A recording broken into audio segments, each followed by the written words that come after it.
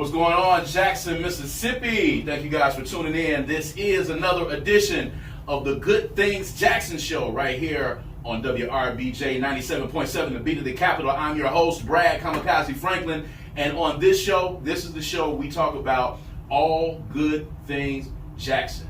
We're not on here to be controversial. We're not on here to give you the tea. We're on here to tell you about all of the great things that this city has going on. I'm going to tell you about all of the great people in the city of Jackson. We are going to change the narrative right here, one show at a time, on the Good Things Jackson Show right here on 97.7. So we appreciate you guys tuning in.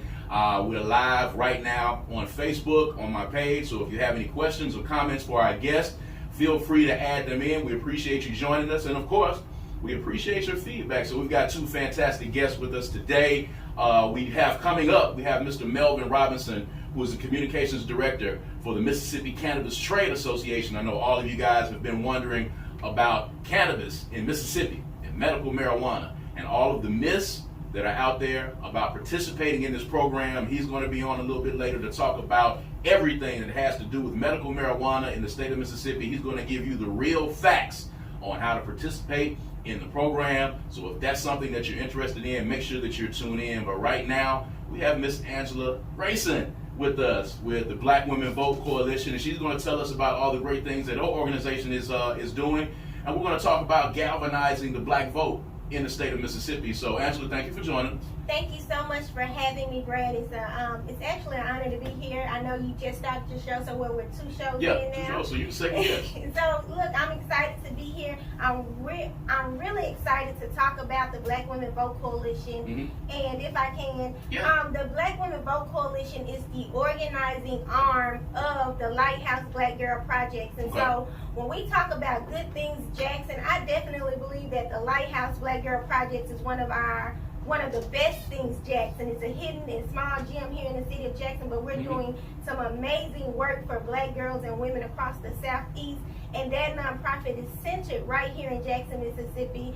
We are a nonprofit that is focused on creating spaces of solidarity and safety for black girls and women. And so we have a lot of programming, everything from making sure women understand what economic equity is to advocacy, fighting for what we need down at the legislative hall. So, and everything in between. Yeah, so let's talk about voting. Let's talk about galvanizing voting. I think that's something that's very important. You know, in the last few days, a lot of the hot topics have been centered around the governor and the city of Jackson and the mayor and the legislature. We had Representative Chris Bell on last week talking about the water crisis. And I think what a lot of people need to understand is that at the crux of that, voting is very important, and participating in the process is very important. So what exactly is the Black Women Vote Coalition doing to help to get out the vote and to galvanize people and help them to understand the importance of voting? Well, first, the Black Women Vote Coalition was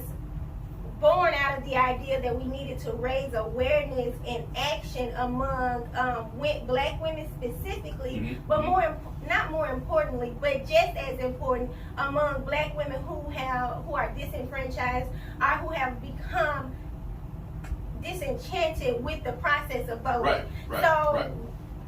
We know that there are a lot of organizations, and rightfully so, that whose aim is to get out the vote, right? But what I have not seen done in a way that is meaningful is to connect with people in their homes and connect how your life and your lived experience to voting.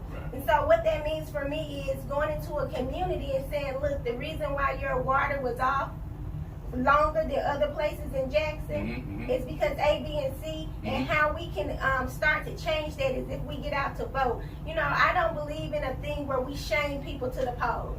And I also don't believe in a theory or a perspective that says all we got to do is get people to the polls. So that's why the Black Women Vote Coalition, our whole programming is to the ballot and then beyond it. So that programming that the Black Women Vote Coalition is doing is where, number one, we're asking women what it is that they want. What is it that you're most passionate about? Over the course of maybe the last year, I took time to just do one-to-ones, right? And what a one-to-one is just asking a woman, or whoever you're going to do the one-to-one with, if I can have a few minutes of your time, and not jumping on the phone for 30 minutes and saying, this is why you need to vote, and these are my initiatives, and this is what we're trying to get passed at the State House. When I'm having those one-on-one conversations, I'm asking them questions like, if you could change anything in Jackson, what would it be? What's the thing that's most affecting your lived experience here in Jackson? And across the board, whether I was talking to the business owner or the pastor or the stay-at-home mom or the woman I met because we were both in the pickup line at a school, no matter the economic status, all of us want a better lived experience. And what does that mean? We want a better quality of life. We don't want to go to the grocery store or the gas station and worry about being robbed, right? We want to make sure we can go to the doctor and then know that we're getting adequate health care even though we're Black women. And so no matter where I met them at on the spectrum, they had some shared interest. So the next thing that the Black Women Vote Coalition looks to do is take that shared interest and then harness that power that's not being used and for a collective voting block. So we get all these women together. We say these are our agendas because we talk to everybody. We heard what everybody's passionate about. So let's go after them. How do you eat an elephant? You know what I'm saying? One bite at a time. So if this week we have an opportunity to go to the Capitol on September the 27th at 8 a.m., meet me there. We'll talk about that in a second. Okay. Chief Flood, go ahead. Then if this week or this month or right now we're doing advocacy around healthcare, then we're going to galvanize around those things. We're going to make sure you understand how your vote could have gotten you adequate health care, because we know how that bill did not pass, right? And so we also know who voted against it. We also know where their districts are. We also know how many of us are there. So those. Well, let me ask you this. So, you know, when Diddy was doing his Get Out and Vote or the Vote or Die campaign, you know, a lot of people had a problem with that specifically because, okay, you're telling us to vote, but you're not telling us what the issues are that we're voting about. You're not really even telling us who we need to vote for. You're just saying go out and vote. And voting in and of itself does not solve the problem. So a lot of people that are listening to this show right now who are disenfranchised with voting, you hear that a lot. The apathy in the city of Jackson is very thick. I think in the last mayoral election, we had a very, very tiny percentage. Less than 20%. Less than 20% so of the people. 19,000 people voted for the out of, you know, over 170,000 people. So when you hear those numbers and you hear people who are just absolutely sick of the process of voting and feel like they don't get anything out of it, how do you propose to change that dynamic for those people? Well, here's what that's that process that I was just talking about. We gotta step away from using, I think, even the simplest things as simple as changing the terminology we use when we talk about voting. So stepping away from saying things like, because we need a seat at a table. Nobody wants to sit at a table that's empty. You know, we keep sitting at this proverbial table, but nothing on the table benefits me, right? So what we got to do is we got to get in our community number. What we got to do it from both ends. We got to burn the candle at both ends. So we got to galvanize people to vote, but then on the other end, because we now have you in community, we're hearing what you want, we got to start doing some constructive programming that matches our words. So we got to show some action that matches our words. So if we say that we are concerned with adequate health care for Black women, then at the same time we got to be doing what we can to provide adequate health care for women. So our organization is we're doing constructive programming where we're bringing in mental health professionals, and we're having storytelling time with Black women who are pregnant, and we're partnering them with moms who have gone through postpartum, right? So then they can see, well, what are some things that you dealt with? What can I do to get through this process easier? So once we're getting those women some help, once we're being a resource to them, it's much easier to say, hey, we can get you some further resources if you join us in this advocacy to get this bill passed. And then now we're connecting those dots. When I say connect the dots, we can't just do it in words. We can't just say, this is why you should vote because in Alabama they got, they extended it. They did not. I used Alabama, but they did not. But in these other places, they're voting and they got these things for their community. We got to connect the dots all the way around. We got to be the resource we're calling on other people to be. Well, let me ask you this. So, we've seen elections in the past where the women's vote was very important. It's very pivotal when Hillary Clinton ran for president. It was very pivotal in the election where Trump was elected.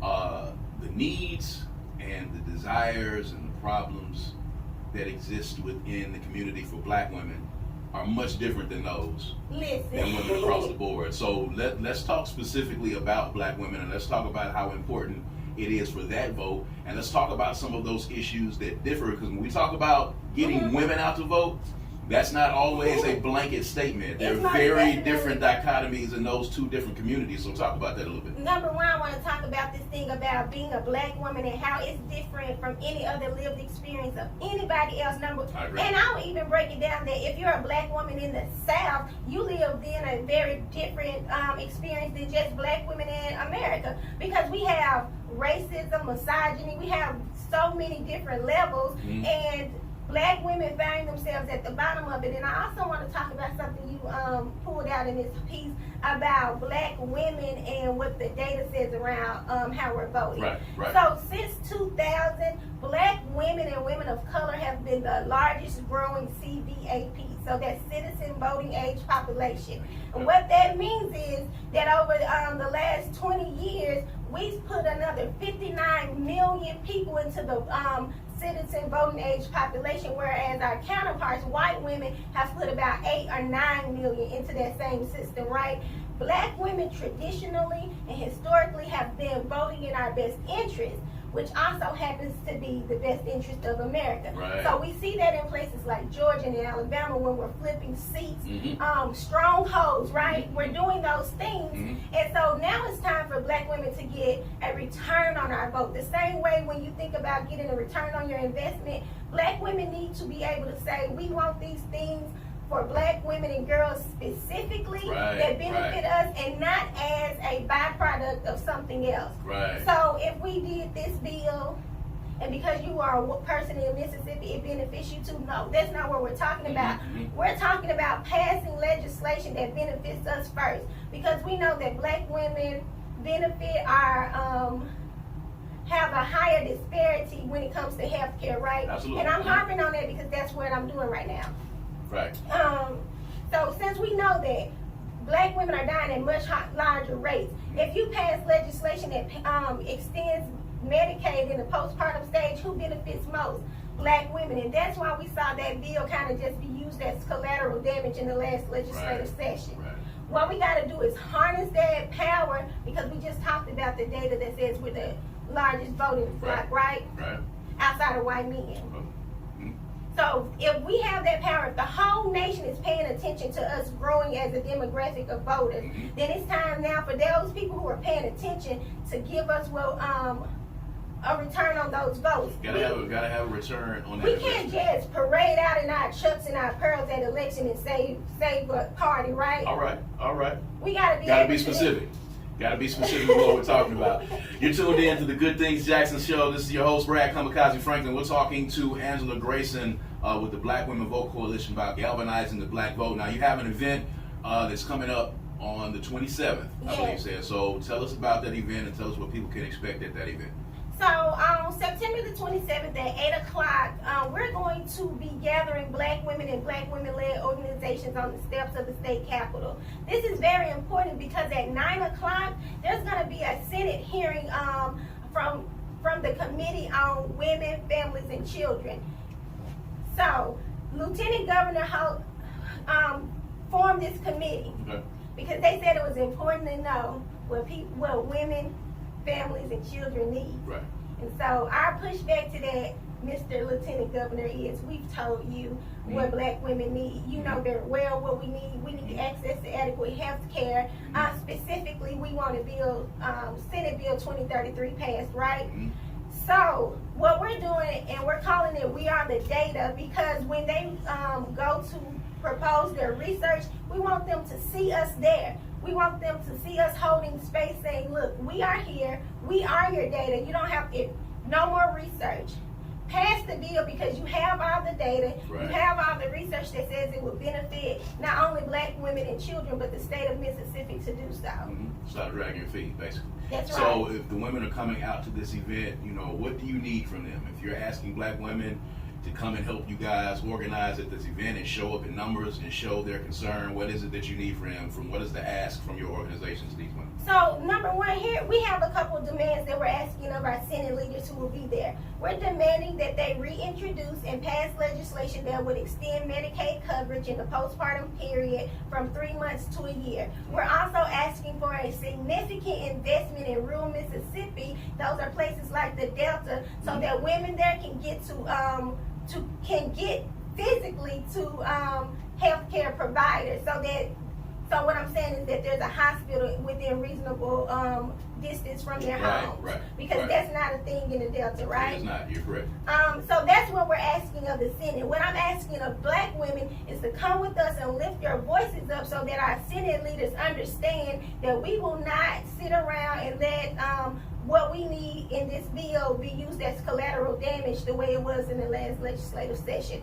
We're going to have some student leaders out there, an amazing group of young women in the Black Women Vote Coalition from Tougaloo College. Okay. They're going to have some pink and white umbrellas. Follow them. They will have all the information you need. They'll be ushering you to where you should stand, what you should hold, that sort of thing. We don't want to give away too much away here. Okay, that's fine. That's fine.